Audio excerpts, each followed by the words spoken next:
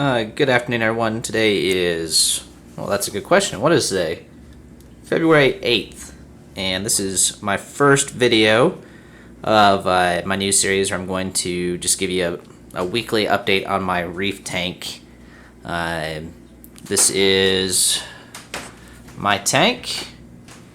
It is a 150-gallon tank from SC Aquariums. I have a Photon, I want to say 48 or whatever their largest photon light is up top, which is a great little light for the price. And I guess I first set up the tank in October.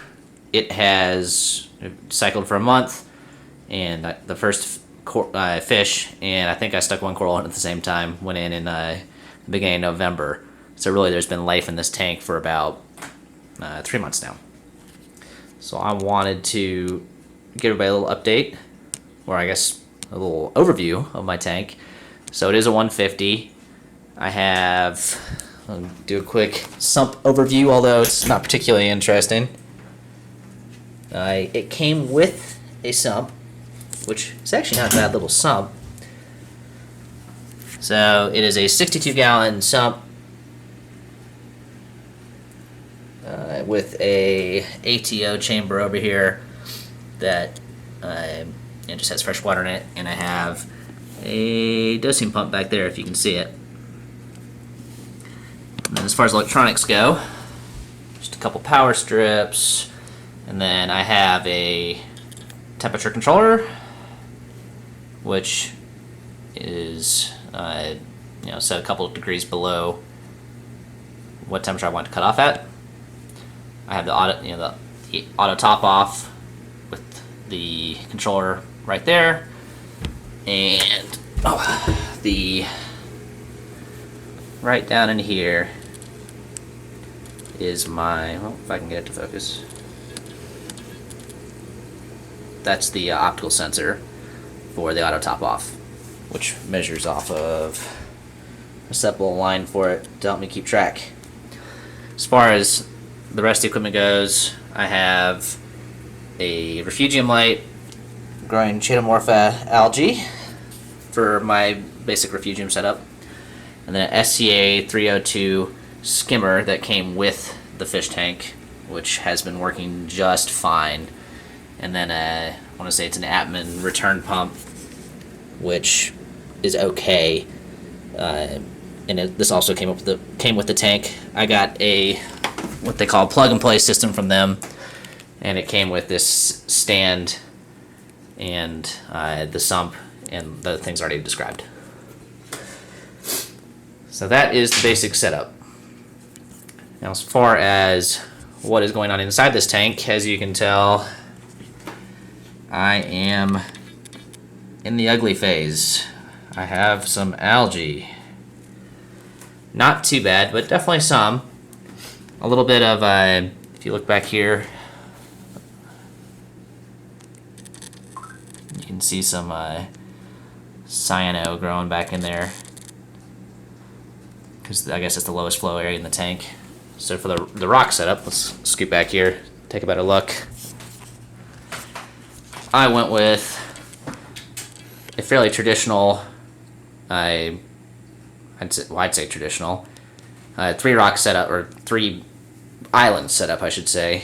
So I have my main large rock formation over here on the left, with a smaller one in the center, and then a nice little C-shaped ones with a good number of gaps underneath for the fish to hide.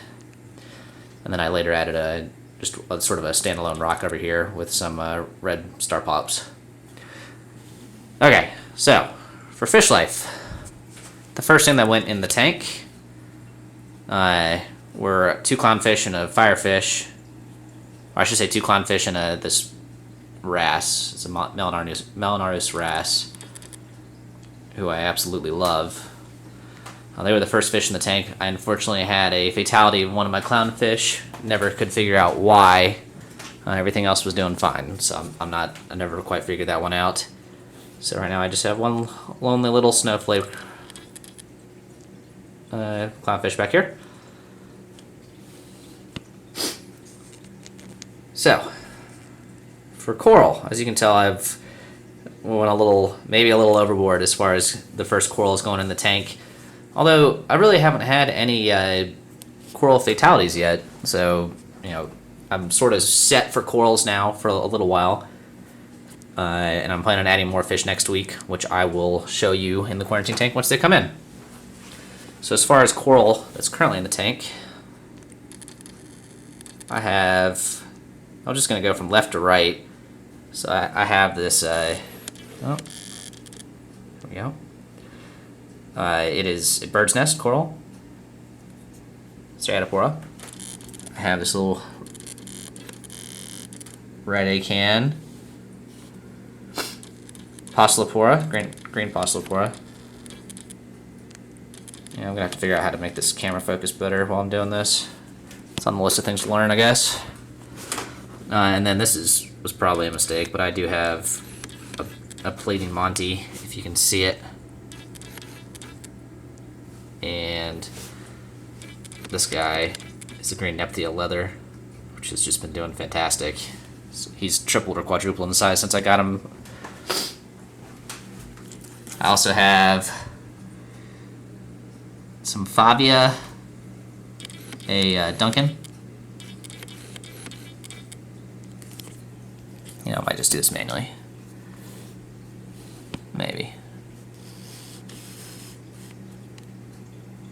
A Duncan. And then this is what I've been calling Mushroom Island back here.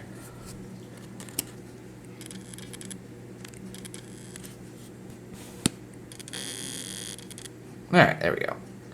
So Mushroom Island, we got a good number of mushrooms back here.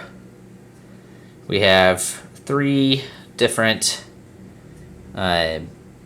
Recordia floridas and a fuzzy mushroom. And then, if you can see under this rock, you can get a good view of them. Maybe. There we go. I have 2 rock flower anemones, which have been doing fine. I dropped them just sort of right here in the front, and they crawled back there and have looked pretty happy ever since. Obviously, there's a little bit of algae growing back there. This is one of my favorite ones. I've got an interstellar mushroom. And then, so this center rock, I'm planning on doing mostly LPS, euphyllias, etc. So, to that end, I have a framer, a purple Endo Torch, and then, unfortunately, I got another torch who has been a little unhappy with me since I got him. Let's see, I'm not really going to focus on him. I can't figure out where he is. But it is this guy used to be purple. He is currently translucent. So hopefully he gets his color back. And then I have a St. Thomas mushroom.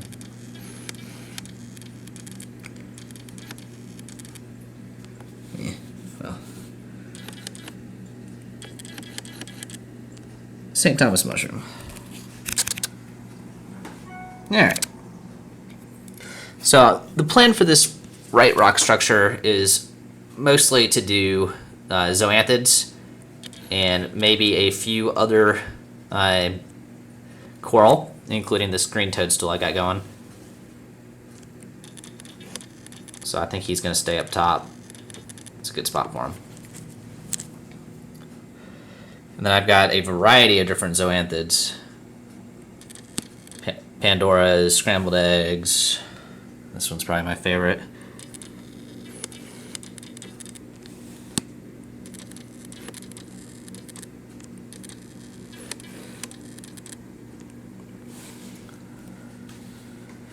Then an elegance coral, and you gotta have some Xenia, and then back there in the back, oh, we'll come around the side, that'll be better. There is, I'm going to try to do the classic growing the GSP up the wall, so we'll see how that goes. So the major focus for this tank at the moment, let's scoot back here all the way back. So the major focus at the moment is to get the algae under control and to get the new fish in the tank next week. My calcium and my magnesium are a little bit low. I had a little bit debacle using the wrong salt. I managed to get the aquarium-only Red Sea salt on accident, which resulted in extremely low magnesium and calcium levels, so I've been trying to slowly increase those to get them back in normal ranges. I have the calcium back up to 400 and the magnesium up to 1300, so definitely getting there.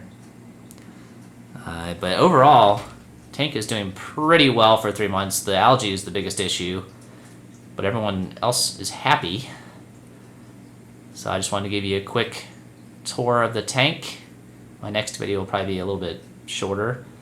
Obviously, I'm going to get better at this as I go. I'm recording this on a Nikon D750, which may not be the best way to do this. I may just do it on my phone. I think it's been a little hard to focus on stuff, so I'm going to try it on my phone next time and see how that comes across.